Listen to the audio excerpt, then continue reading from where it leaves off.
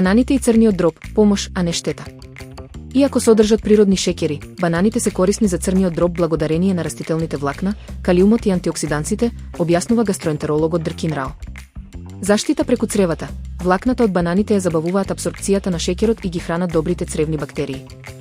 Бидејќи крвта од цревата оди директно во црниот дроб, здравата дигестија го намалува воспалението и ризикот од масен црн дроб. Калиум и оксидативен стрес. Калиумот во ова овошје ја подобрува чувствителноста на инсулин, додека антиоксидансите ги штитат клетките на црниот дроб од оштетување.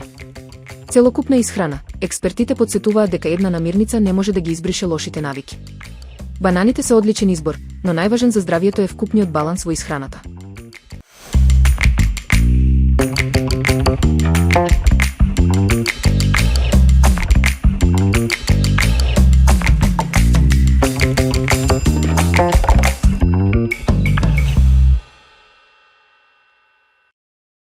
Желбата за благо е во мозокот, потрага по утеха, а не по храна.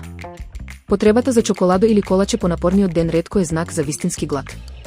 Психологијата покажува дека желбата за шеќер е предвидлив одговор на мозокот на стрес, замор и емоционален товар. Брзо ресетирање по ментална исцрпеност, мозокот бара итно олеснување. Шеќерот веднаш го стимулира лачењето на допамин во центарот за наградување, со што создава чувство на задоволство и привремена утеха. Влијанието на стресот и сонот, кортизолот, хормонот на стрес, природно тера да бираме брза енергија.